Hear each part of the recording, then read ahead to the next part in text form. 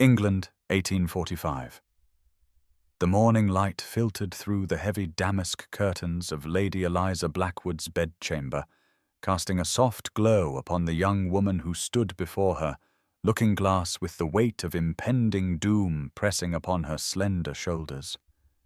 The reflection that stared back at her revealed a beautiful but sorrowful face framed by rich auburn hair, her emerald eyes dimmed by resignation rather than bright with bridal anticipation, as they should be on her wedding day. Martha, her lady's maid since childhood, worked silently behind her, fastening the endless row of pearl buttons that ran down the back of the elaborate ivory wedding gown, a garment that felt more like a shroud with each passing moment. Lord Blackwood had made his expectations abundantly clear 3 months prior when he had announced her betrothal to Baron Harrington, a man 40 years her senior, with a reputation for cruelty that travelled through whispered conversations in London's drawing rooms. The marriage was not a choice, but a necessity, a sacrifice demanded of Eliza to save her family from the financial ruin brought about by her father's reckless investments and gambling debts. The elaborate trousseau, the lavish ceremony, the hundreds of aristocratic guests already arriving downstairs, all were merely gilded trappings to disguise what was essentially the selling of a daughter to pay a father's debts. Eliza caught Martha's sympathetic gaze in the mirror as the maid placed the delicate lace veil upon her carefully arranged auburn curls. "This feels more like a funeral than a wedding," she whispered, her voice barely audible in the oppressive silence of the room. Martha's fingers stilled momentarily on the veil, her eyes reflecting shared understanding of the truth in those words. The beautiful spring morning beyond the window seemed a cruel mockery, the cheerful bird song and sunshine at odds with the desolation within Eliza's heart. She had once dreamed of marriage as most young women did, with hope and romantic notions of love and partnership, but those dreams had withered first under the quiet devastation of Sebastian Thornfield's inexplicable withdrawal from her life 2 seasons ago, and now lay completely crushed beneath the weight of her father's commandment. In less than 2 hours, she would speak vows binding her for life to a man whose mere presence made her skin crawl, whose rheumy eyes lingered too long on her youthful figure, whose thin lips curved in satisfied possession whenever he looked at her. Lord Blackwood's footsteps sounded in the hallway, approaching to escort his daughter to the waiting carriage that would deliver her to St. George's Chapel and her waiting groom. Eliza straightened her spine and lifted her chin, steeling herself against the tears that threatened. She would not give her father the satisfaction of witnessing her distress, nor would she arrive at her wedding with reddened eyes. If this was to be her fate, she would face it with the dignity befitting a lady of her station, even as every fibre of her being silently screamed in protest against the future closing in around her with the inexorability of iron bars. St. George's Chapel, the wedding proceeds as London's elite whisper behind fans. Eliza notices the imposing figure of Duke Sebastian Thornfield standing apart from the crowd, tall, dark-haired, with intense grey eyes. Their gazes lock momentarily, stirring an unexpected flutter in her chest. Sebastian had once courted her 2 years prior, but mysteriously withdrew, leaving her heartbroken.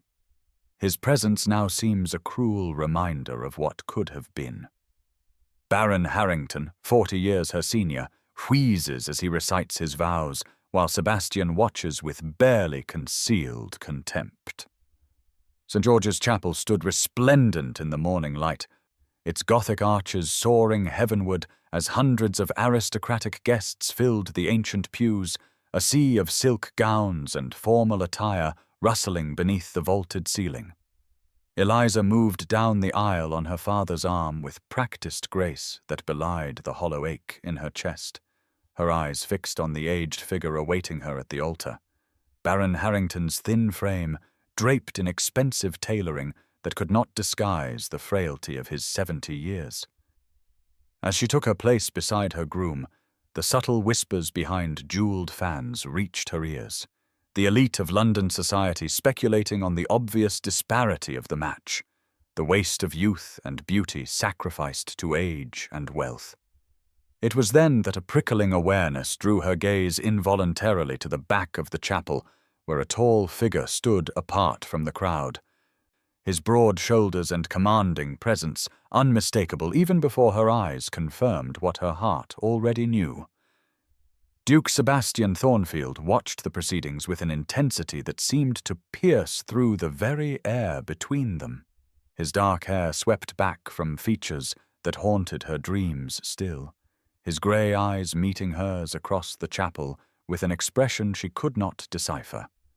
The unexpected flutter in her chest betrayed her, a traitorous reminder of feelings she had fought to bury since he had withdrawn his courtship 2 years prior without explanation, leaving her bewildered and heartbroken.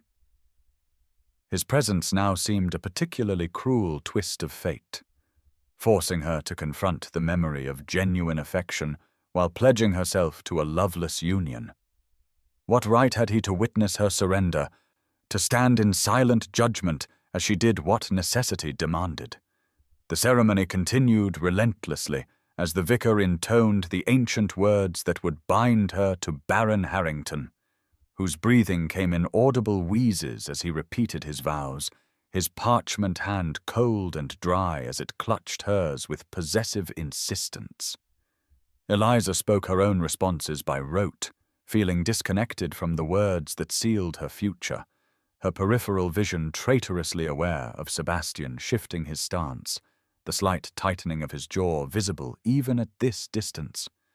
She wondered with a surge of bitter resentment whether he had come to satisfy some perverse curiosity, to witness the culmination of the path his rejection had set her upon. The Baron completed his vows with a rattling cough that drew concerned glances from those nearest. But his watery blue eyes gleamed with triumph as the vicar pronounced them man and wife. As Eliza turned to face the congregation on the arm of her new husband, her gaze was again drawn inexorably to Sebastian, whose expression had hardened to barely concealed contempt as he watched the Baron pat her hand with proprietary satisfaction. Something passed between them in that moment, some unspoken communication that stirred questions in Eliza she had thought long answered. Then the organ thundered forth, and she was moving down the aisle, the Baroness Harrington now, the ring heavy on her finger and Sebastian Thornfield a rigid figure in her wake, a ghost of possibility that had no place in the life that stretched before her like an endless, barren plain. Blackwood Manor blazed with light, its grand ballroom transformed for the wedding feast as hundreds of candles illuminated the sea of aristocratic faces that surrounded Eliza at the high table. She sat rigidly beside Baron Harrington, the heavy gold band on her finger seeming to weigh down her entire body as she moved her food listlessly around her plate, unable to summon even the pretense of appetite despite the sumptuous fare laid before the wedding guests. The Baron appeared not to notice her distress, too occupied with accepting congratulations and consuming alarming quantities of wine, his thin lips stained purple as he spoke loudly to Lord Blackwood about hunting plans for the autumn at his estate, where Eliza would soon be mistress. The endless procession of well-wishers had begun to blur together when a familiar voice cut through her consciousness, causing her to look up sharply into the face that had once been more dear to her than any other. Duke Sebastian Thornfield stood before them, his formal attire accentuating the powerful breadth of his shoulders, his expression carefully neutral as he bowed to the newly wedded couple. "I wish you every happiness, Lady Harrington, though I question whether you will find it with this match," he said, the undercurrent of tension in his deep voice belying the conventional felicitations. The words hung in the air between them, laden with meaning that sent a chill down Eliza's spine, even as the Baron bristled visibly beside her, his watery eyes narrowing with displeasure at the barely veiled insult. Harrington responded with a wheezing laugh that failed to mask his annoyance, pulling Eliza possessively closer with a hand that gripped her arm too tightly. "You forget yourself, Thornfield. My wife has secured a title and fortune most young ladies would envy. She will want for nothing under my protection." Something dangerous flashed in Sebastian's grey eyes at the word protection, but his face remained impassive as he inclined his head in acknowledgement without conceding the point. As he turned to leave, his sleeve brushed against Martha, who stood dutifully behind Eliza's chair, and Eliza caught the almost imperceptible movement of his hand as something passed between them. The interaction lasted mere seconds, yet the Baron appeared not to notice, already turning his attention to the Countess of Wexley, who approached to offer her congratulations. It was nearly an hour later, as Eliza excused herself to visit the ladies' retiring room, that Martha pressed a small, folded paper into her palm with trembling fingers. Alone for a precious moment, Eliza unfolded the note with unsteady hands, her heart thundering against her ribs as she recognized the bold, slanting script she had once received in courtship letters. "Your husband is not what he seems. Be vigilant." The cryptic warning sent ice through her veins, confirming the nameless dread that had plagued her since the announcement of her engagement. She destroyed the note immediately, crushing it in the fireplace and watching the paper curl and blacken among the flames. When she returned to the ballroom, her eyes sought Sebastian's tall figure among the guests, but he had vanished as mysteriously as he had appeared, leaving only his warning and the disturbing questions it raised about the man who now possessed legal rights to her person and property. The Baron's hand closed around hers once more as the musicians prepared for the first dance, his thin fingers cold against her skin, and Eliza wondered with growing unease what secrets lay behind his rheumy eyes, and what danger Sebastian had risked himself to warn her against. Evening descended upon Blackwood Manor. As the wedding feast progressed into its final hours, the muted golden glow of candelabras casting long shadows across the faces of guests who lingered for the culmination of the celebrations. Baron Harrington rose from his seat at the high table, his frail frame swaying slightly from the effects of wine consumed throughout the day. Yet his eyes remained unsettlingly alert as they fixed upon his young bride with an intensity that made Eliza suppress a shiver. Silence fell across the banquet hall as the Baron tapped his knife against his crystal goblet, drawing all attention to the head table where he stood beside Eliza, his parchment hand suddenly gripping her arm with surprising strength. "A special toast to my beautiful bride," he announced, his voice carrying through the hall despite its reedy quality. A servant appeared at his gesture, bearing a silver tray with a single goblet filled with wine of a peculiar deep crimson hue, almost too dark to be natural. "Let us seal our union with this ancient Harrington tradition, my dear." As the servant placed the unusual goblet before her, Eliza glanced up instinctively and found Sebastian had reappeared among the guests. Standing rigidly near the entrance to the ballroom, his grey eyes locked on the wine with such naked alarm that her heart began to race. She hesitated, her hand hovering over the ornate vessel, some primal instinct urging her to reject it, despite the hundreds of eyes watching expectantly. The Baron leaned closer, his breath sour against her ear as his fingers dug painfully into her forearm. "Drink, my dear wife, to seal our union," he insisted, the command unmistakable beneath the veneer of affection, his watery eyes now hard with warning. Trapped between her husband's grip and the scrutiny of London society, Eliza felt panic rising in her throat as she lifted the heavy goblet with trembling fingers. Across the room, Sebastian suddenly moved, pushing through the crowd with urgent purpose.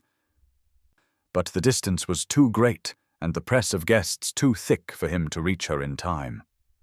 With the Baron's hand still vice-like upon her arm, Eliza raised the goblet to her lips and drank deeply, propriety and obedience overriding the warning that screamed in her mind. The liquid slid down her throat, unexpectedly bitter and strange, leaving a burning sensation in its wake that she knew instantly was not merely the bite of strong wine. She caught Sebastian's expression of horror as he froze midway across the room, too late to prevent what had already occurred. The Baron released her arm with a satisfied nod, accepting congratulations from nearby guests who raised their own glasses in response to the toast, seemingly oblivious to the peculiarity of the ritual. Only Sebastian remained motionless amid the celebrating crowd, his face a mask of barely contained fury and fear as Eliza set down the goblet with hands that had begun to tremble noticeably. Already she could feel an unnatural warmth spreading from her stomach outward, her vision blurring slightly at the edges as she struggled to maintain her composure, the bitter taste lingering on her tongue like a harbinger of something far worse to come. Minutes passed as Eliza struggled to maintain her composure, the formal smile fixed upon her lips beginning to tremble as the burning sensation in her stomach intensified, spreading upward through her chest with alarming swiftness. The banquet hall seemed to tilt and sway around her, the faces of guests blurring into indistinct shapes as her vision clouded at the edges and her breathing became labored, each breath a painful struggle against the invisible vice tightening around her lungs. She clutched at the edge of the table, her knuckles white with effort as she fought to remain upright, but the weakness spreading through her limbs proved too powerful to resist. A violent tremor seized her body, and she collapsed from her chair, crumpling to the floor in a swirl of ivory silk and lace as the first screams of alarm rose from the guests nearest the high table. Through the haze of encroaching darkness, Eliza was dimly aware of the pandemonium erupting throughout the ballroom, women crying out in horror and men shouting for a physician as the festivities dissolved into chaos. Her fading consciousness registered Sebastian, shoving people roughly aside. His face contorted with desperate urgency as he fought to reach her through the crush of confused guests and servants. The Baron remained oddly still amid the commotion, making no move to assist his fallen bride, watching instead with an expression of detached interest that seemed grotesquely out of place, as though observing an experiment whose outcome he found mildly fascinating, rather than witnessing his wife in mortal distress. Eliza felt herself being gathered into strong arms, her head cradled against a broad chest as Sebastian knelt beside her on the floor, his voice cutting through the cacophony of panicked voices surrounding them. "Poison! I feared this," he said, his tone urgent but controlled, as his fingers pressed against the pulse at her throat, finding it rapid and weakening. His grey eyes, so close now, blazed with a combination of fury and fear as he shouted for space, for water, for his carriage to be brought around immediately. Through the roaring in her ears, Eliza heard the Baron speak, his thin voice carrying a note of cold amusement that chilled her, despite the fire consuming her insides. "You cannot save her, Thornfield. The compound acts too quickly." His words held no trace of the doddering old man he had presented himself to be, instead revealing a calculation and malice that confirmed all of Sebastian's warnings in a single moment of horrifying clarity. Eliza tried to speak, to ask why, to understand what evil had befallen her on what should have been merely a day of resigned sadness rather than mortal peril, but her throat constricted painfully, permitting only a weak gasp that brought the metallic taste of blood to her tongue. She felt herself being lifted, Sebastian rising to his feet with her limp form in his arms, his voice a distant rumble against her ear as consciousness began to slip away entirely. "Hold on, Eliza. Do not leave me. Not now, when I have finally found you again." The words followed her into the darkness as her head fell back over his arm, her body surrendering to the poison that raced through her veins with merciless efficiency. The ballroom and its occupants fading into nothingness as Sebastian carried her swiftly from the hall. Sebastian raced through the manor's winding corridors with Eliza's limp form cradled against his chest, her head lolling lifelessly as he took the stairs 2 at a time. Desperate to reach privacy before the poison completed its deadly work. Behind him echoed shouts and the Baron's reedy voice demanding the return of his bride, but Sebastian pressed forward with single-minded purpose until he reached a small sitting room off the east wing. Martha followed close behind, her face streaked with tears, closing the heavy oak door as Sebastian gently laid Eliza upon a chaise longue, her skin now frighteningly pale against the crimson velvet.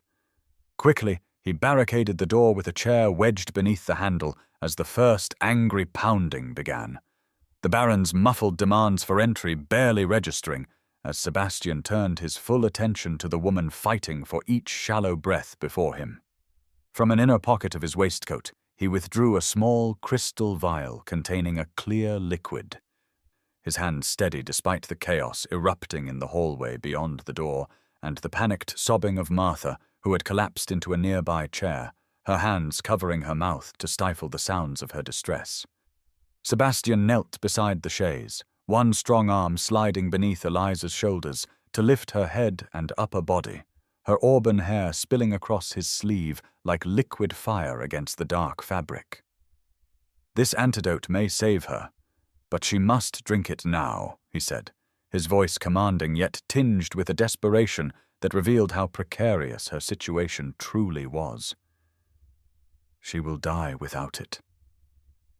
Eliza's eyes fluttered open briefly, unfocused and clouded with pain, a small moan escaping her lips as Sebastian uncorked the vial with his teeth, spitting the stopper aside without concern for propriety or decorum. With gentle yet insistent pressure, he parted her lips with his fingers and poured the liquid directly into her mouth, tilting her head back to ensure the precious antidote reached her throat rather than spilling uselessly down her chin. When her body convulsed against the intrusion, threatening to reject the cure, Sebastian pressed his hand firmly against her mouth, forcing her to swallow despite her unconscious resistance, his touch paradoxically tender even in its unyielding insistence. "Drink, Eliza, please," he murmured, his voice dropping to a hoarse whisper as the last of the liquid disappeared between her pale lips. The intimate urgency of the moment stripped away all pretense, revealing raw emotion in every line of his powerful frame as he cradled her against his chest, one hand stroking her hair with infinite gentleness while they waited for the antidote to take effect. "Live, Eliza," he whispered, his lips close to her ear, his words meant for her alone, though Martha could not help but overhear from her position across the room. "I cannot lose you again, not when I have finally found the courage to reclaim what I so foolishly surrendered." The naked vulnerability in his voice revealed depths of feeling that transcended mere concern or obligation, exposing the truth that Sebastian Thornfield had never ceased to love the woman now fighting for her life in his arms. Outside, the pounding on the door intensified as Lord Blackwood joined the Baron in demanding entry, their voices rising with indignation and threats of legal consequence. But Sebastian remained focused entirely on Eliza, watching intently for any sign that the antidote was counteracting the deadly poison the Baron had so callously administered to his bride of mere hours. Night fell over Blackwood Manor, the wedding festivities long since abandoned, as hushed whispers travelled through darkened corridors, speculation running rampant among guests and servants alike about the sudden illness of the bride and the shocking intervention of the Duke of Thornfield. In the small sitting room, now transformed into a sick room, Eliza battled the poison that coursed through her veins, her slender form racked with violent fevers that caused her to alternate between shivering uncontrollably and burning with unnatural heat. Sebastian maintained his vigil unwaveringly through the long hours, refusing all suggestions that he rest or allow someone else to watch over her.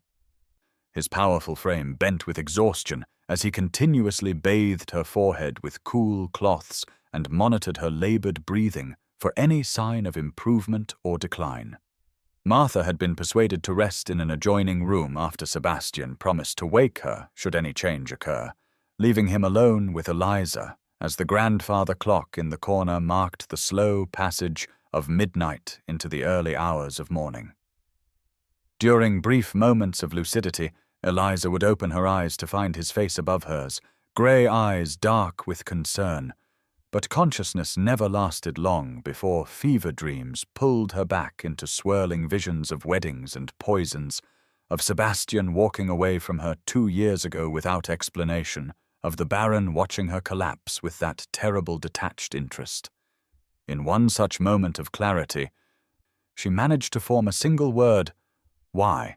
The question encompassing both her present situation and the abandonment that had preceded it by 2 years. Sebastian understood all she asked in that single syllable, his hand stilling on her brow as he finally revealed what had driven every action since their courtship abruptly ended. I discovered 2 years ago that Harrington was involved in a poisoning ring targeting wealthy spouses for inheritance, he explained, his deep voice soft in the quiet room, exhaustion evident in every line of his face as he continued to bathe her heated skin. The Baron has buried 3 wives already, each death attributed to natural causes, but each occurring within a year of marriage after the victim had altered their will in his favor. I have been gathering evidence since then, working with certain officials at Scotland Yard, building a case strong enough to bring him to justice. I withdrew from our courtship to protect you, Eliza, he confessed, pain etching itself across his features as he recalled the decision that had wounded them both so deeply. Had we married, you would have become a target for Harrington's vengeance once I moved against him. But when I heard of your engagement, I knew you were in immediate danger. Ironically, you became his victim anyway, despite everything I sacrificed to keep you safe. The bitter self-recrimination in his voice broke through even Eliza's fever-induced haze, and she managed to lift one trembling hand to touch his cheek briefly before exhaustion forced her arm back to the cushions. As dawn approached, painting the eastern sky with the first pale streaks of light, Eliza's breathing gradually eased and her skin cooled beneath Sebastian's touch, the violent fever finally breaking after hours of desperate struggle. The antidote had worked, drawing the poison from her system through the long night of suffering. Sebastian's relief was palpable, his powerful shoulders sagging as he pressed his forehead briefly against her hand, an uncharacteristic display of vulnerability from a man known throughout London for his rigid self-control. "You will live, Eliza Blackwood," he whispered, using her maiden name deliberately, as though already severing her connection to the man who had attempted to murder her mere hours after speaking sacred vows. "And Harrington will pay for what he has done, both to you and to those who came before." Morning light streamed through the windows of the small sitting room where Eliza gradually returned to consciousness, her body aching as though she had endured a terrible illness, memories of the previous night's events returning in disjointed fragments. She opened her eyes to find Sebastian slumped in a chair beside her, his powerful frame folded uncomfortably into the too small furniture, his head tilted at an angle that would surely result in pain upon waking. Deep shadows beneath his eyes testified to his vigil, his cravat loosened and waistcoat unbuttoned, his dark hair falling across his forehead in a way that would horrify his valet. Eliza studied him in this rare, unguarded moment, struck by how the years had added a certain gravity to features she had once known as well as her own. Fine lines at the corners of his eyes speaking of burdens carried in silence. The peaceful moment shattered as the door suddenly burst open with a crash that jolted Sebastian instantly awake, his body uncoiling from the chair with the reflexive readiness of a man accustomed to danger. Baron Harrington swept into the room, followed by 2 stern-faced constables in uniform, his frail appearance from the previous day replaced by cold fury as he pointed a trembling finger at Sebastian. "This is the man, officers!" the Baron declared, his reedy voice vibrating with righteous indignation. "The Duke of Thornfield poisoned my bride in a fit of jealous rage. He has been obsessed with her for years and could not bear to see her wed to another. He abducted her from our wedding feast with the intention of killing her and making it appear I was responsible." Sebastian rose to his full height, towering over the Baron with barely contained anger, his voice controlled but resonant with authority, as he addressed the constables rather than responding directly to Harrington's accusations. "It is the Baron who administered the poison, gentlemen. In a special toast he insisted his bride drink alone. I simply provided the antidote, having suspected his intentions based on the suspicious deaths of his previous 3 wives. I suggest you investigate the goblet from which Lady Harrington drank. You will find traces of a particular compound Harrington has used before."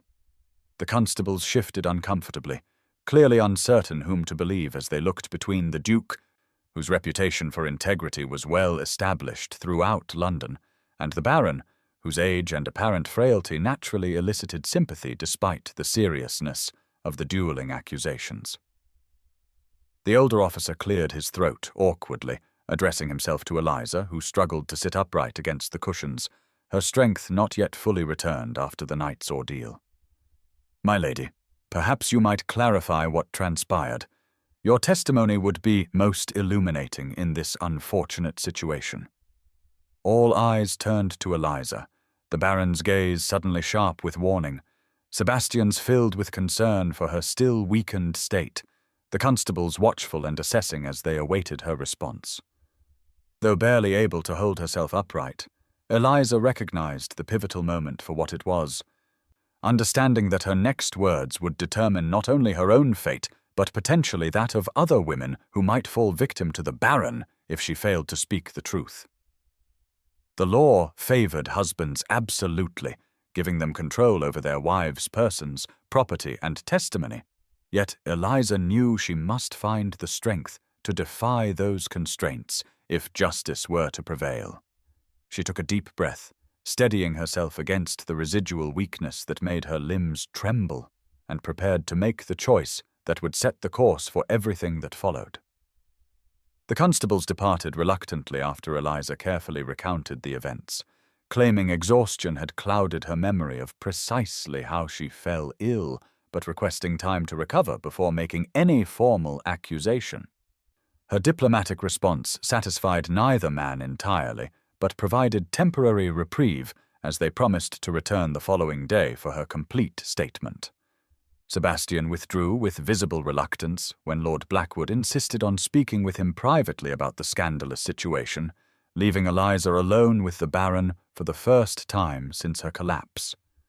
As the door closed behind them, the transformation in Baron Harrington was immediate and chilling, his stooped posture straightening, the tremor in his hands disappearing as though it had been merely an affectation, his watery eyes suddenly sharp with malevolent clarity. He moved toward the chaise where Eliza lay still too weak to stand, his thin lips curved in a smile entirely devoid of warmth as he loomed over her with surprising vigor for a man of his years. "You should have died quietly, my dear," he said, his voice no longer reedy but cold and precise, each word carefully enunciated as he reached out to stroke her cheek with fingers that felt like the touch of a corpse. 3 previous wives did, without all this unpleasant fuss. A simple toast, a peaceful passing in their sleep, and their fortunes transferred neatly to my accounts. The unexpected revelation of his true nature rendered Eliza momentarily speechless, the full horror of Sebastian's warnings crystallizing into terrifying reality as the Baron continued his monologue, seemingly unconcerned that she might report his words to others. "But no matter," he continued, withdrawing a small silver box from his waistcoat pocket and opening it to reveal a fine white powder. "I will simply finish what I started, and your devoted Duke will hang for it." Such a tragic tale of obsession. The noble Duke of Thornfield so consumed with jealousy that he poisoned his former love rather than see her belong to another. The courts will be most sympathetic to a grieving husband, particularly one with my connections. The aged face she had once found merely unpleasant now appeared monstrous in its calculated cruelty. The mask of respectability completely dissolved to reveal the predator beneath as he approached with clear intent, the open box of poison held before him like an offering. Eliza tried to push herself upright, to call for help, but her limbs remained treacherously weak from the previous night's ordeal, her voice emerging as barely more than a whisper as she struggled against the cushions. The Baron reached for her with frightening purpose, his free hand moving to grip her jaw and force her mouth open, when the door suddenly opened and Martha entered carrying a tray of tea, her eyes widening in horror at the tableau before her. The maid froze in the doorway, the tray trembling in her hands as she witnessed the Baron poised above her mistress with unmistakable murderous intent, the evidence of his true nature displayed plainly in both his posture and the poison he still held. In the suspended moment of shocked silence, Eliza saw understanding dawn in Martha's face, followed swiftly by determination as the loyal servant backed out of the room without a word, clearly intent on summoning help. The Baron whirled toward the door with a snarl of frustration, snapping the silver box closed and returning it to his pocket. As the opportunity for completing his deed evaporated with the presence of a witness. "We are not finished, Lady Harrington," he hissed, his facade of elderly frailty returning like a well-worn cloak as voices approached in the corridor outside. "You would be wise to remember that legally, you remain my wife, my property, and your testimony against me would be worthless in any court in England." His threat lingered in the air between them as Sebastian burst through the doorway with Martha close behind him, the Duke's expression darkening to thunderous rage as he registered the scene before him and the terror evident in Eliza's pale face. 2 days after the fateful wedding, Sebastian returned to Blackwood Manor at dawn, his expression grimly triumphant as he strode through the entrance hall, a leather document case clutched tightly in one hand. He had spent the intervening time gathering testimonies from servants who had worked in Harrington households when previous wives had died, along with a chemist willing to testify about unusual purchases the Baron had made in the weeks preceding each death. The evidence was circumstantial but compelling, enough to justify a more thorough investigation by the authorities, who had initially been skeptical of such accusations against a peer of the realm. Sebastian took the stairs 2 at a time, eager to share this development with Eliza, who had been recuperating under Martha's watchful care in a guest chamber far from the Baron's assigned rooms. His mounting anticipation dissolved into instant alarm when he found the room empty, the bed neatly made as though it had not been slept in, no sign of either Eliza or her loyal maid anywhere in the chamber. A folded paper on the dressing table caught his eye, his name written in Martha's neat hand across the outside. He tore it open, scanning the contents with increasing urgency, as the maid's words revealed the chilling confrontation she had witnessed and the desperate action it had prompted. "Sir, we could not wait for your return," Martha had written.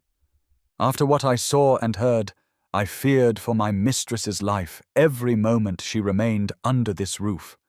The Baron openly threatened to complete his murderous scheme and implicate you in her death.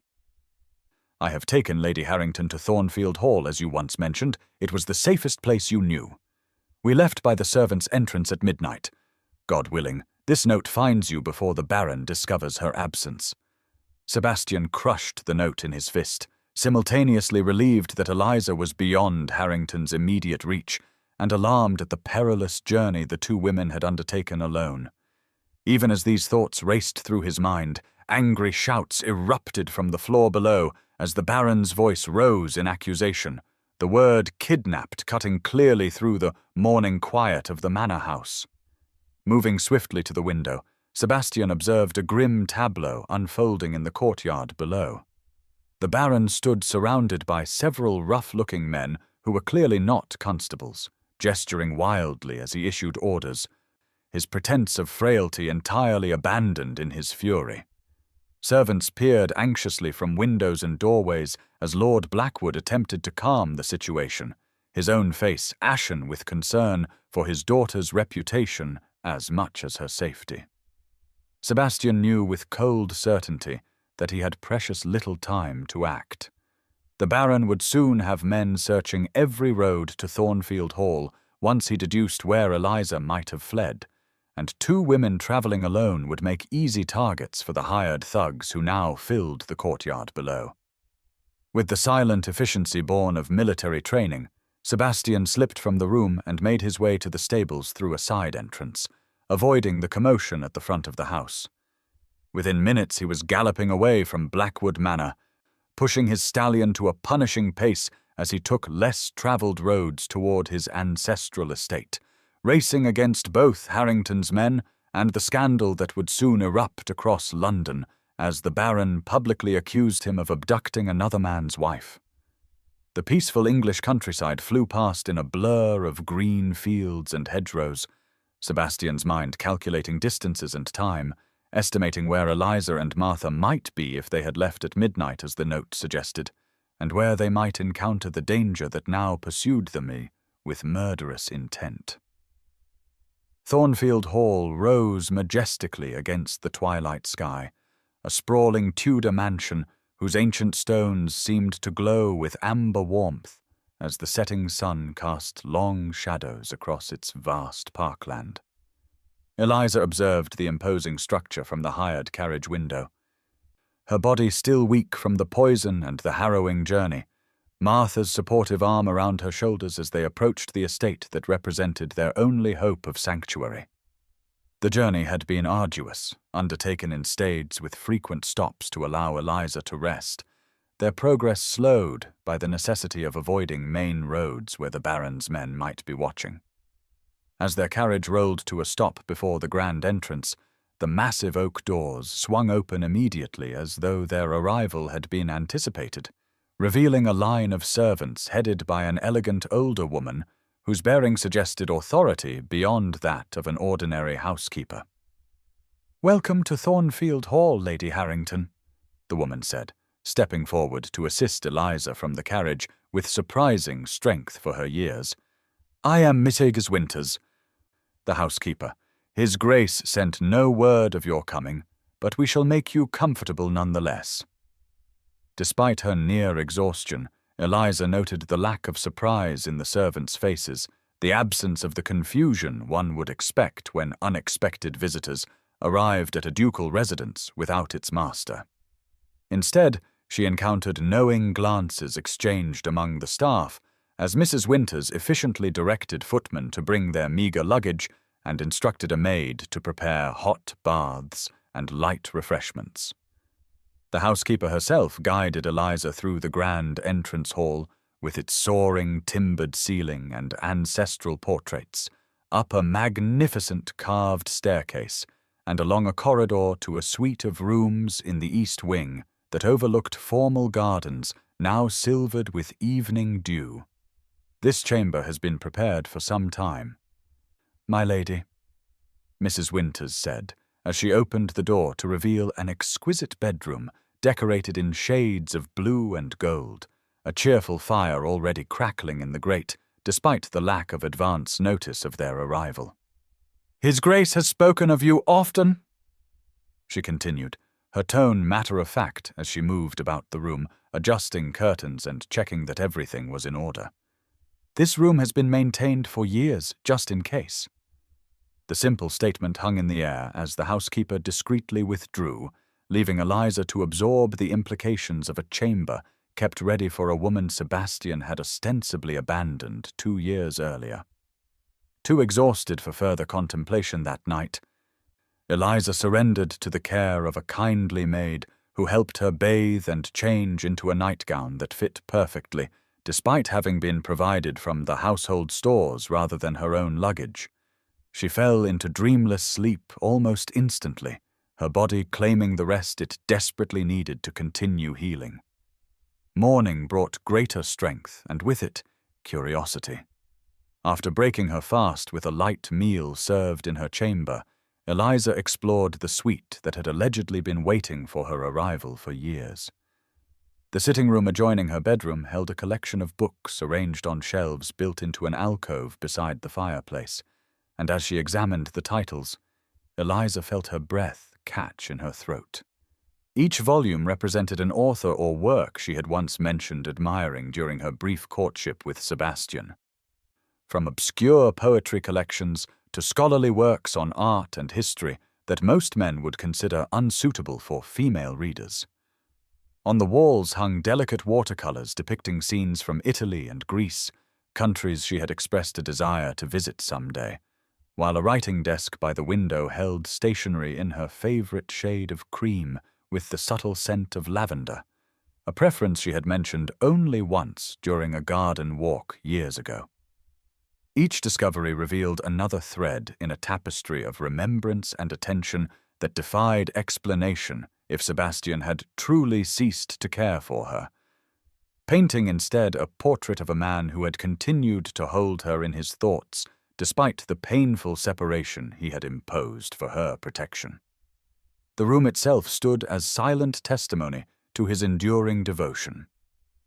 A sanctuary created in her absence and maintained faithfully during years when he had no reason to believe she would ever occupy it, yet could not bring himself to abandon the possibility entirely.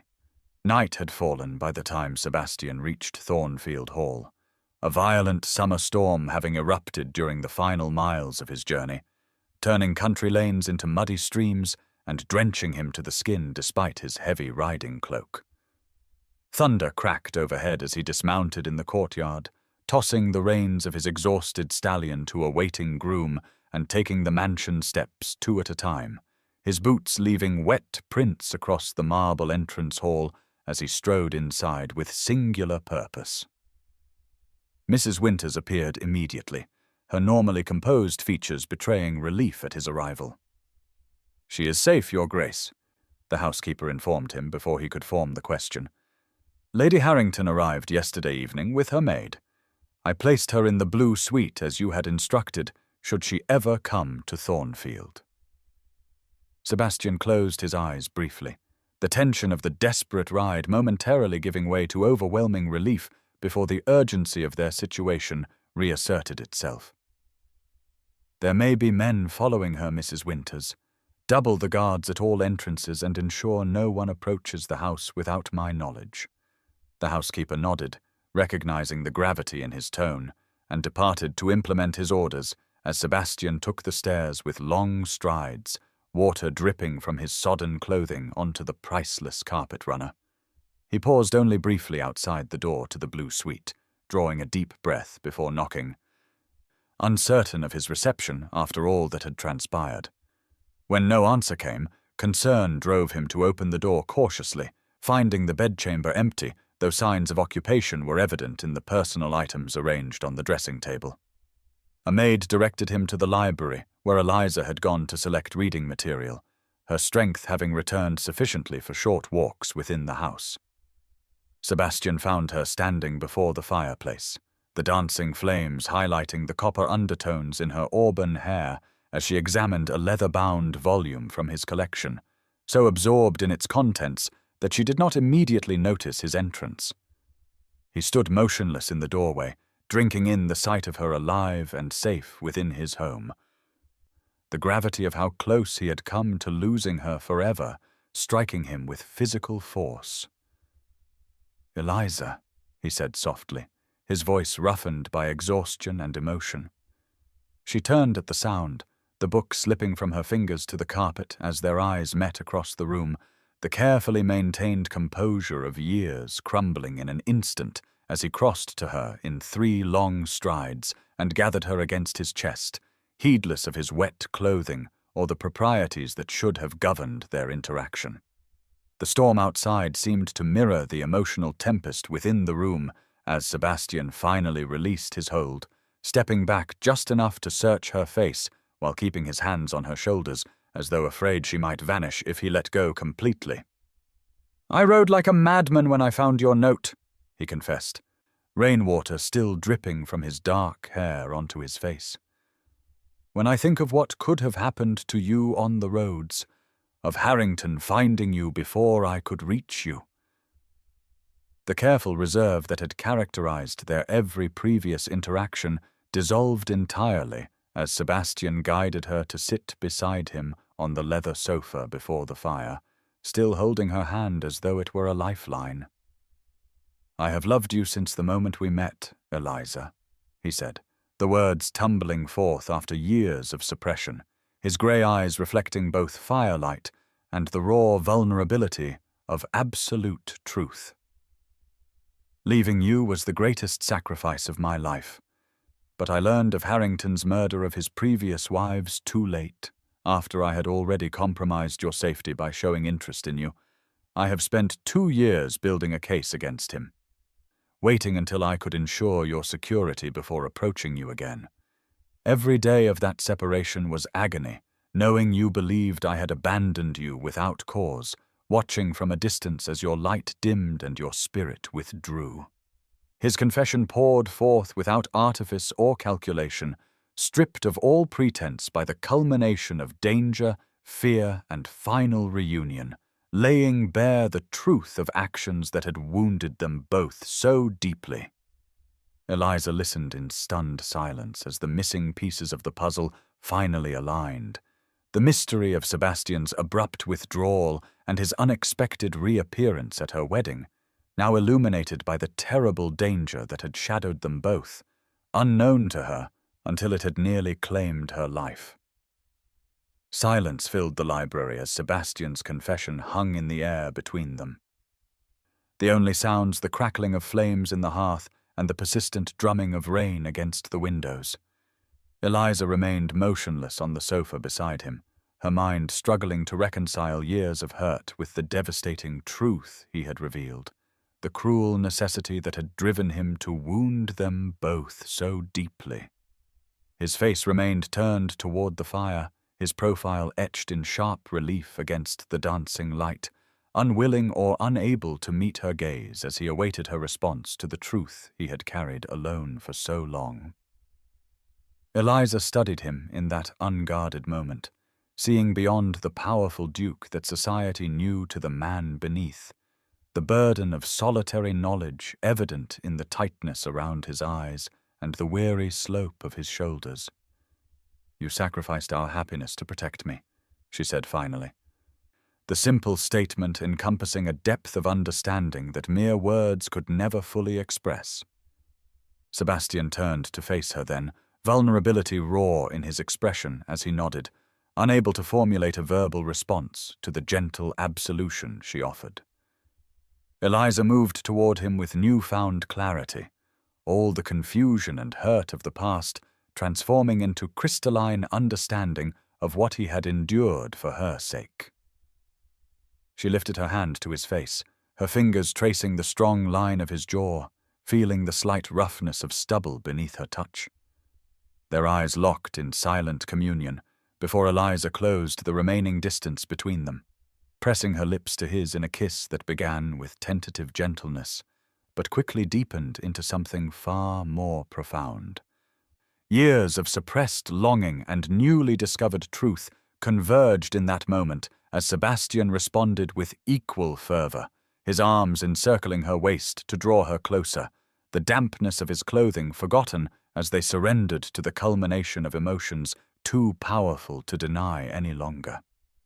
It was Sebastian who pulled away first, his breathing unsteady as he rested his forehead against hers, his hands moving to her shoulders to create a small space between them, even as his eyes betrayed his reluctance to do so. "You are still married, Eliza," he reminded her, his voice rough with restrained desire. "Until Harrington is brought to justice. I cannot dishonor you, no matter how desperately I wish to claim you as my own." The words cost him visibly, honor warring with desire in every line of his powerful frame, his hands tightening briefly on her shoulders before deliberately releasing her and rising to stand before the fire, putting physical distance between them, though his eyes never left her face. Where another man might have taken advantage of their isolation and her vulnerable position, Sebastian chose restraint, his sense of honor prevailing despite the passion that clearly burned within him. Eliza felt a fresh wave of love wash over her at this evidence of his character, understanding that his withdrawal now came from the same protective instinct that had driven him away 2 years earlier, stemming not from lack of feeling, but from its overwhelming presence. "We will find a way, Sebastian," she said softly, remaining seated on the sofa rather than following him, respecting the boundary he had established at such personal cost. "But know this, I am yours in every way that matters, regardless of what legal documents may temporarily claim. A piece of paper forced upon me through my father's desperation does not bind my heart." The declaration hung between them, both promise and torment. As thunder crashed outside, nature's dramatic accompaniment to the emotional tempest contained within the library walls, their reunion both healing and incomplete as external dangers continued to threaten the fragile happiness they had rediscovered within each other's presence. The tranquil atmosphere of Thornfield Hall shattered 3 days after Eliza's arrival, when a footman burst into the morning room where she and Sebastian sat planning their strategy for bringing the Baron to justice, the evidence Sebastian had gathered spread across the polished mahogany table between them. The servant's face was pale with alarm as he delivered the news that had sent him running through the house in search of his master. "Baron Harrington approaches with constables, Your Grace, not more than a 1/4 mile down the main road. They appear most determined, and the Baron himself leads the party rather than sending subordinates." The peaceful breakfast instantly transformed into urgent activity as Sebastian gathered the documents with swift efficiency, securing them in a locked drawer before turning to Eliza with grave intensity.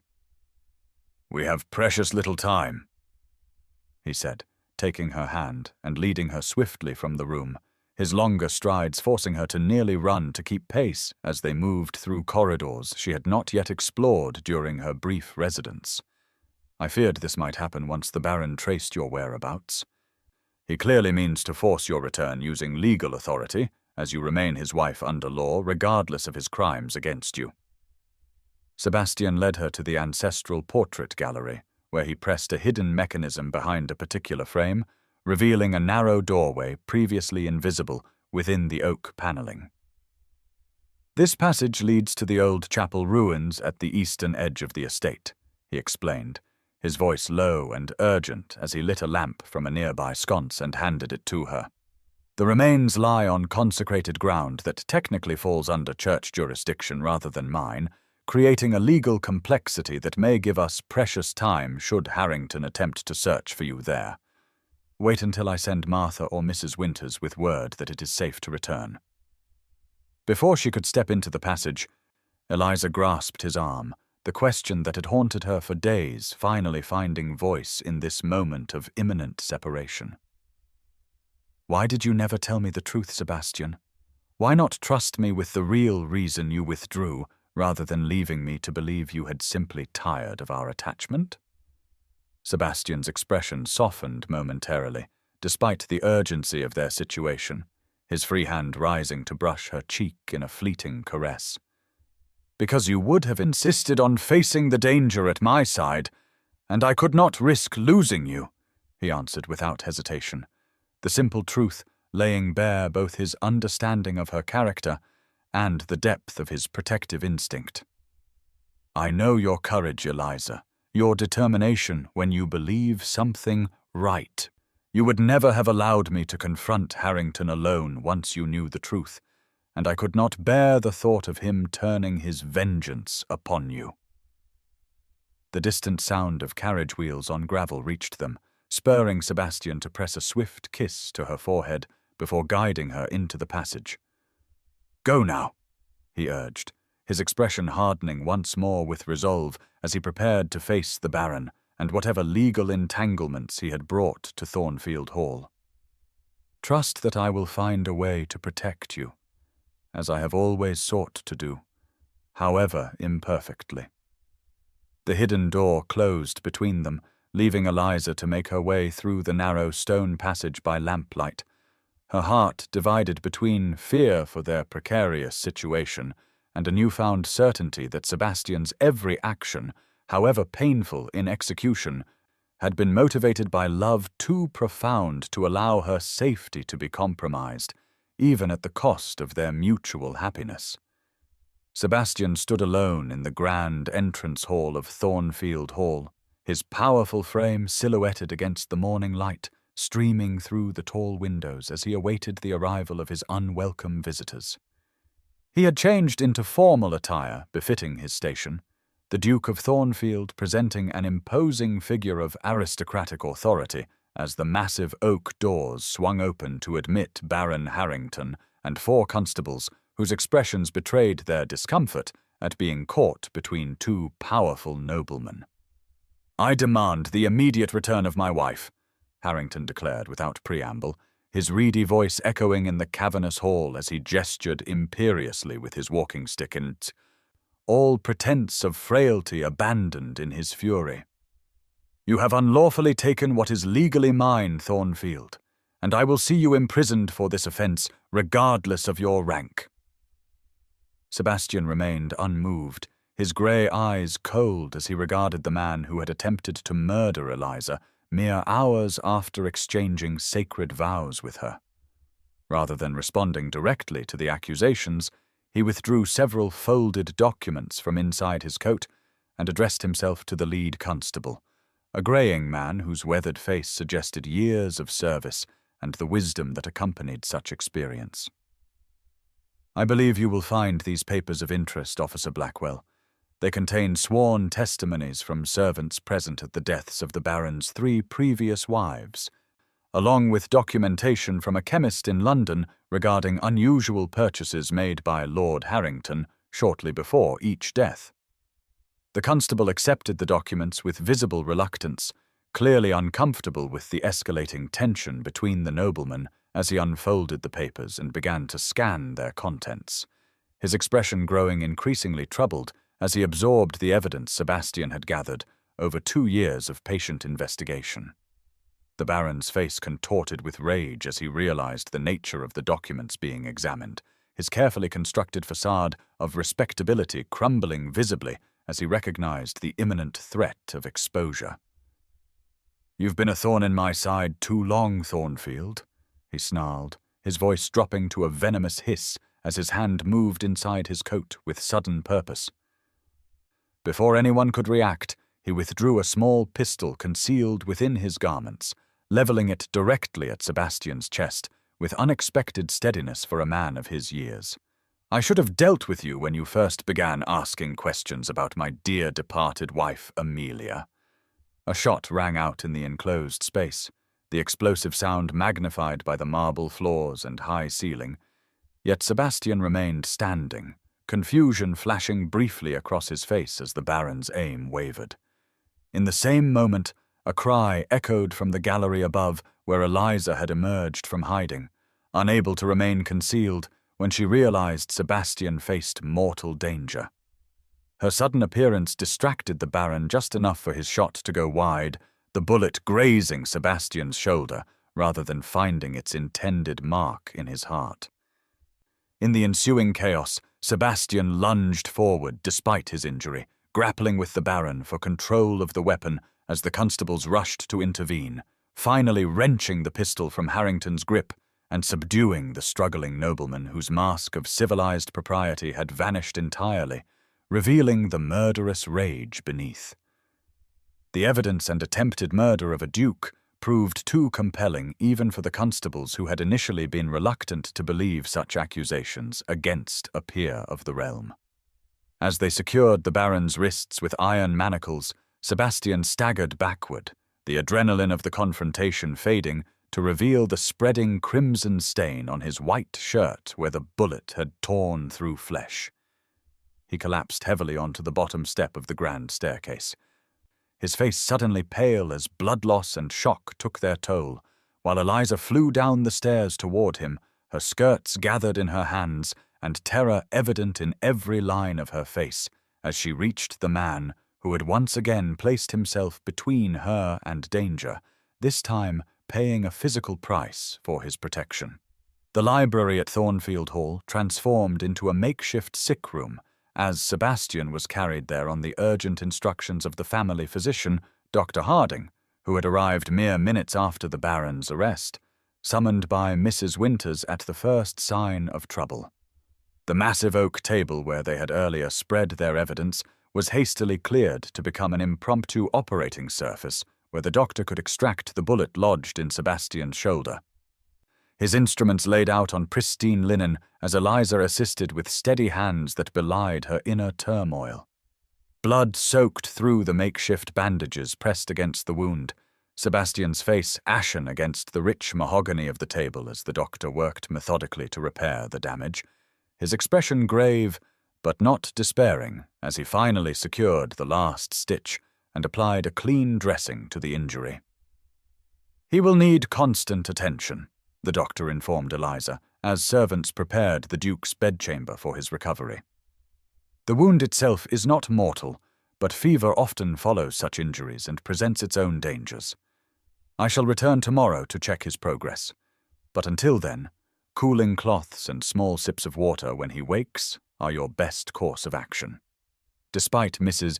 Winters' gentle suggestion that she rest while others maintained the vigil, Eliza refused to leave Sebastian's side once he had been settled in his massive four-poster bed, the same fierce determination evident in her emerald eyes that he had referenced when explaining why he had kept his investigation secret from her.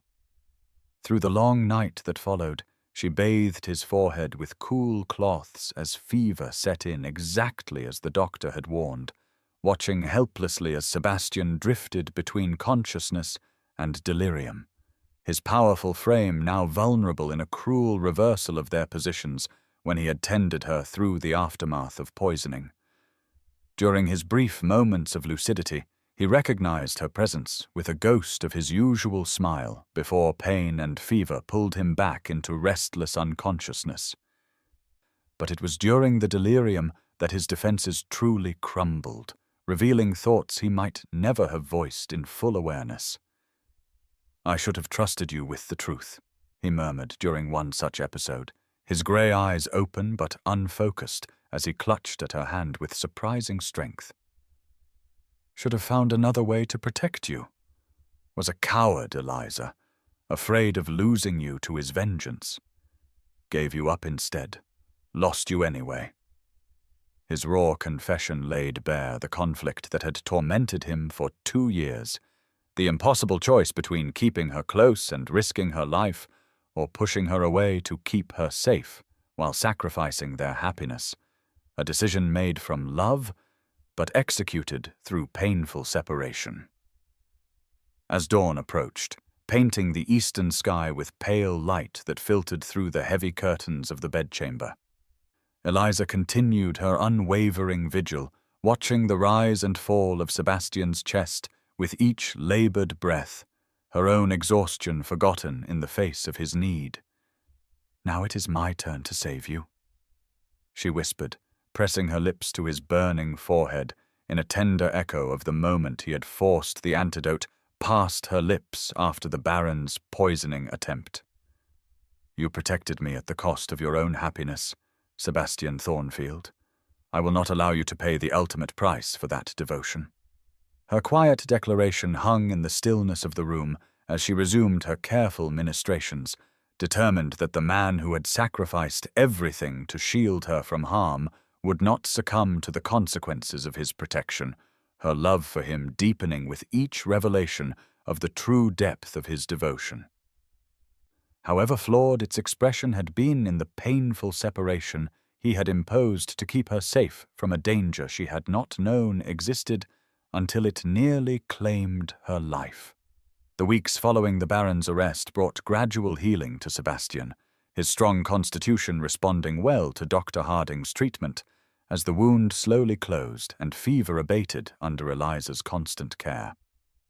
By the time autumn painted the grounds of Thornfield Hall in russet and gold, Sebastian had regained enough strength to leave his bed for short periods, moving carefully to the library, where he could continue working on legal matters from the comfort of a well-padded chair positioned near the warmth of the hearth.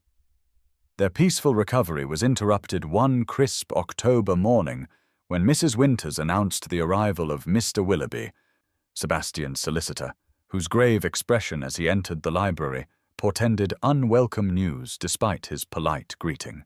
"I fear I bring troubling developments, Your Grace," he said after the initial pleasantries, glancing uncomfortably at Eliza, who sat nearby with her embroidery, having refused to be dismissed for what she rightfully considered a discussion that concerned her future as intimately as Sebastian's.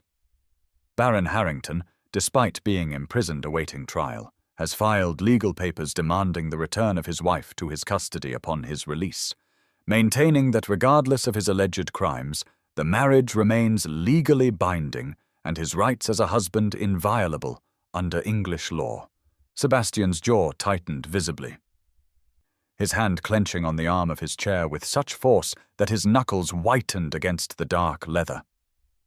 "Surely attempted murder constitutes grounds for dissolution of marriage," he countered, his voice dangerously controlled as he confronted the solicitor, who shifted uncomfortably under his employer's intense gaze. "The law is unfortunately quite clear on this matter, Your Grace," Mr. Willoughby replied, his thin fingers adjusting his spectacles nervously as he delivered the unpalatable truth. "While the Baron's crimes will almost certainly result in his imprisonment, or possibly even execution given the evidence against him, the legal status of Lady Harrington as his wife remains unchanged unless an Act of Parliament is passed specifically dissolving the marriage. Such acts are exceedingly rare and generally granted only to the highest echelons of society when significant property or titles are at stake." The silence that followed this pronouncement hung heavy in the library as Sebastian and Eliza absorbed the implications of this legal reality, the crackle of logs in the fireplace the only sound disturbing the tense atmosphere. After several moments, Sebastian turned to Eliza, his grey eyes reflecting determination despite the pallor that still lingered from his injury and subsequent fever. "I will find a way to free you legally, Eliza," he promised, his voice carrying the same absolute conviction with which he had once vowed to protect her from Harrington's murderous schemes. "I will petition Parliament myself if necessary, use every connection and favour at my disposal. I will not lose you again, not to legal technicalities after all we have endured." In response, Eliza set aside her embroidery and moved to stand beside his chair, her hand resting gently on his shoulder, in a gesture that spoke volumes about the evolution of their relationship from his unilateral protection to genuine partnership. "We will find a way together, Sebastian," she corrected gently, her voice steady with newfound confidence that had blossomed through the trials they had faced. "I am no longer the sheltered girl who needed protection without understanding the danger that threatened. From this moment forward, we face our challenges as equals, each contributing our separate strengths to overcome whatever obstacles remain between us and happiness." Her declaration, spoken without hesitation before both Sebastian and his solicitor, marked a transformation from the resigned young woman who had walked down the aisle to marry the Baron to a woman fully conscious of her own worth and capabilities, no longer content to have decisions about her life and safety made without her participation. Sebastian covered her hand with his own, acknowledging without words the shift in their dynamic, recognizing that his recovery and their future now depended as much on her strength as his own, a realization that seemed to bring him not diminishment, but relief after carrying the burden of protection alone for so long. The austere grandeur of the Old Bailey courthouse stood as silent witness to one of the most scandalous trials in recent memory, as London society packed the public gallery, aristocrats rubbing shoulders with commoners in their eagerness to observe the unprecedented spectacle of a baron accused of murdering 3 wives and attempting to murder a 4th. Lord Harrington sat in the dock, his previously commanding presence diminished by the prison garb that replaced his fine tailoring, though his expression remained one of haughty disdain as he surveyed the proceedings with the air of a man convinced of his immunity despite the evidence arrayed against him. The prosecution had presented a damning case over the course of several days, with testimony from servants who had witnessed suspicious circumstances surrounding the deaths of previous Lady Harringtons, a chemist who confirmed the Baron's regular purchase of unusual compounds, and medical experts who found the described symptoms consistent with specific poisons rather than the natural causes recorded on death certificates.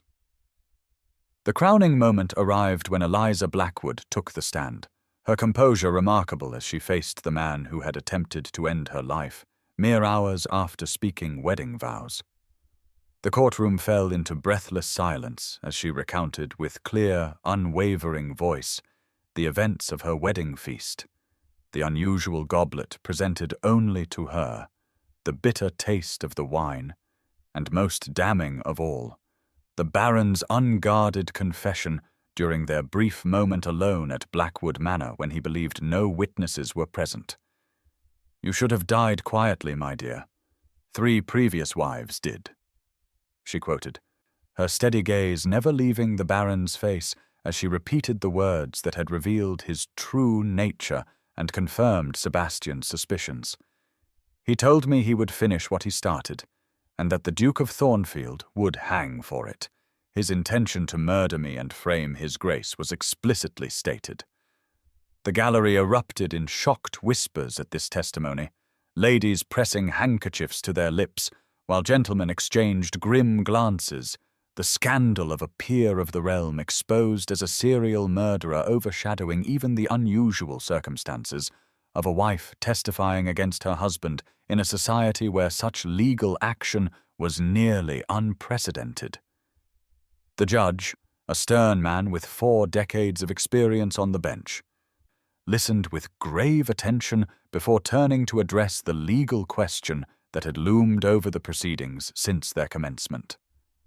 Given the extraordinary nature of these crimes and the overwhelming evidence presented, I hereby declare that Baron Harrington's attempted murder of his wife constitutes grounds for immediate annulment of the marriage. Lady Harrington shall henceforth legally return to her maiden name of Blackwood and be freed from all obligations and connections to the accused. The pronouncement sent fresh ripples of astonishment through the courtroom, such a ruling representing a radical departure from established precedent regarding the dissolution of marriage, yet the judge's expression brooked no argument as he continued. "The prisoner will be remanded to Newgate to await sentencing, which, given the severity and multiplicity of his crimes, will undoubtedly result in the maximum penalty under the law." As guards moved to escort the Baron from the dock, he suddenly lunged toward the barrier separating him from where Sebastian sat in the front row of the gallery, his face contorted with malevolent fury as he spat his final venomous words. "You will never be happy, Thornfield. You have stolen what is mine. Even from the grave, I will find ways to poison whatever joy you think to build on my defeat." Sebastian rose to his full height, his grey eyes cold as he regarded the man who had caused such suffering, his voice carrying clearly through the hushed courtroom as he delivered his response. "She was never yours to possess, Harrington. No human being belongs to another, regardless of documents or ceremonies. The law may have temporarily bound her to you, but her heart and spirit remained ever free of your claim. The Baron was led away in chains, his once powerful position in society permanently destroyed by the evidence of his crimes and the public revelation of his true nature." As Eliza descended from the witness stand, Sebastian moved forward to offer his arm in support, their unified departure from the courtroom representing not merely the triumph of justice over villainy, but the hard-won freedom to pursue the happiness that had been denied them through deception and threat.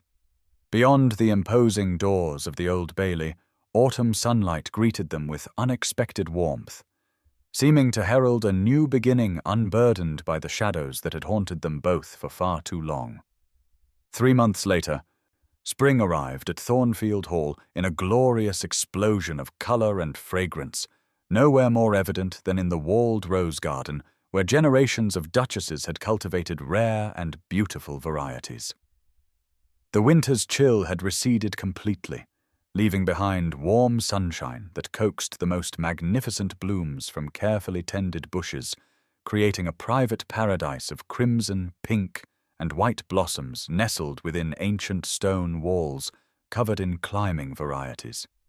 Sebastian guided Eliza through the iron gate that separated this intimate space from the more formal gardens, his hand warm and steady against the small of her back as they followed the winding gravel path between meticulously pruned rose bushes heavy with fragrant blooms. The month since the Baron's trial and conviction had brought healing of both body and spirit, Sebastian's physical wound long since mended, while the deeper wounds of separation and misunderstanding had gradually yielded to the balm of honest communication and shared purpose. Eliza had remained at Thornfield Hall throughout the winter, her reputation technically compromised by residing in a bachelor's home, but the extraordinary circumstances of her rescue from a murderous husband and the Duke's convalescence from a bullet taken in her defense had provided sufficient explanation to silence even the most censorious voices in society.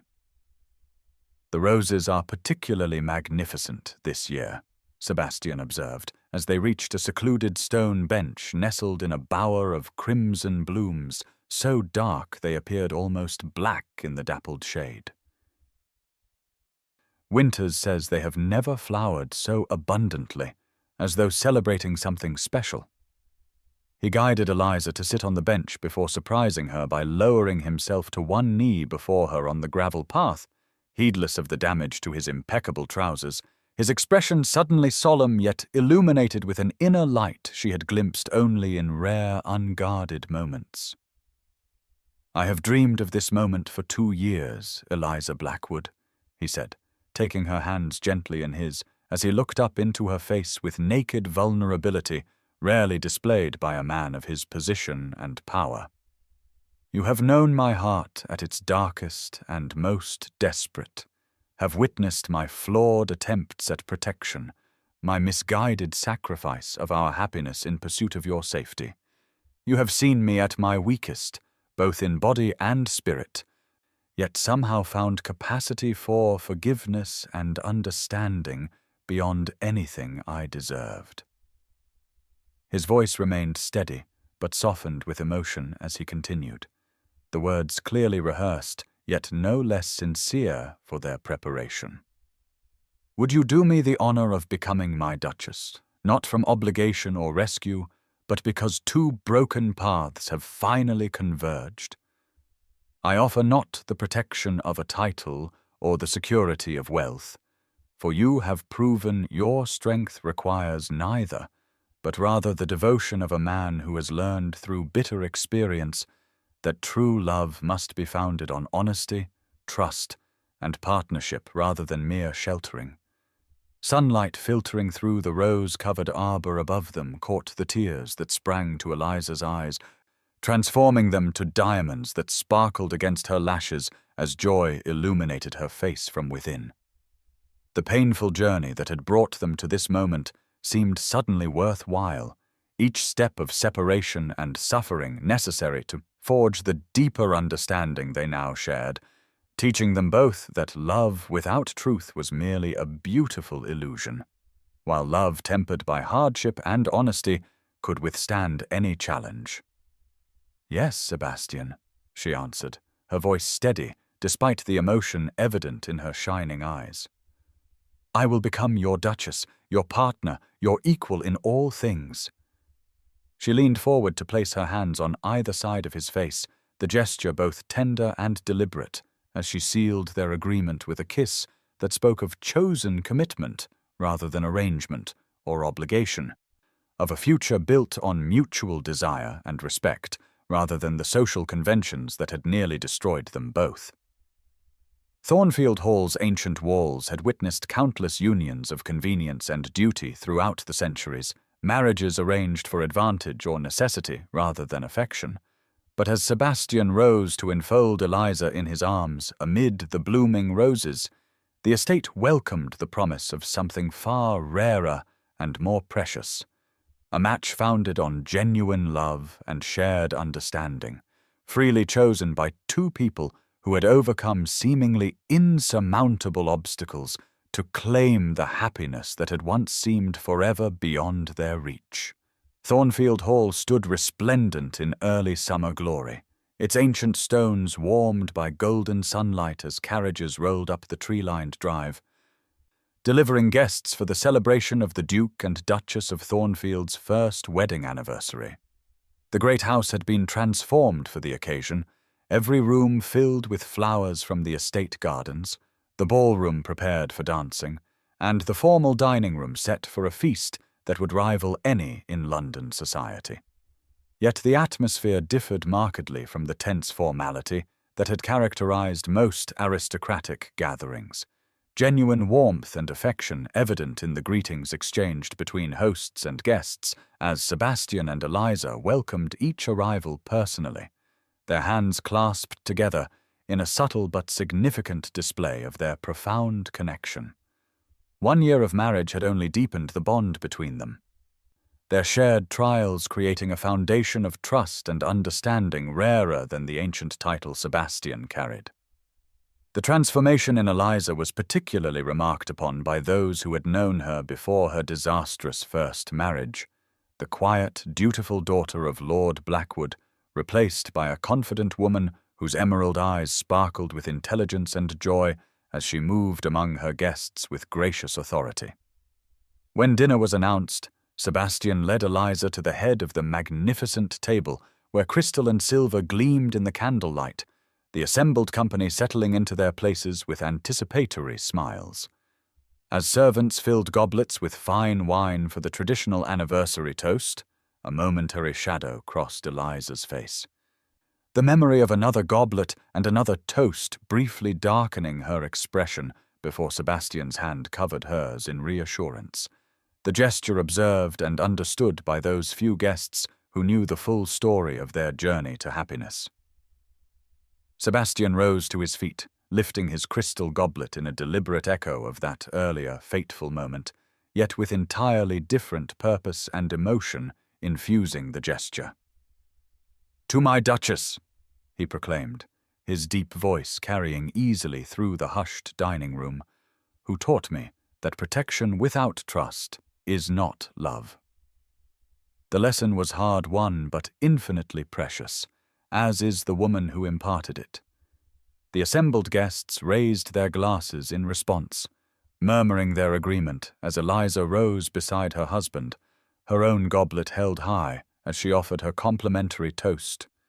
"And to my Duke," she responded, her clear voice steady with confidence that would have been unimaginable in the young woman she had been 2 years earlier, who showed me that sometimes poison and cure come from the same hand. Their separation nearly destroyed us both, yet ultimately saved us for this moment and all that will follow.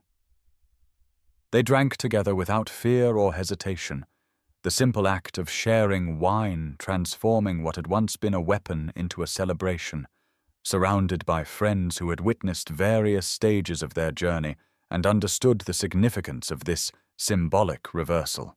Later, as the evening mellowed and guests dispersed to the ballroom for dancing or the card room for less energetic entertainment, Sebastian found Eliza in his library, the room that had witnessed both his desperate attempt to save her from poison and his feverish recovery from the bullet he had taken in her defense.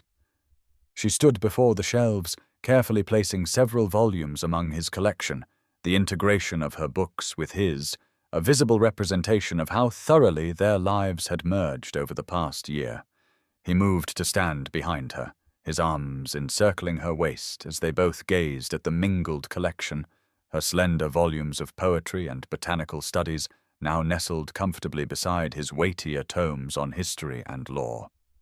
Through the tall windows, the last golden light of the summer evening illuminated their reflection. Two figures standing as one against the backdrop of leather and parchment that represented accumulated wisdom of generations.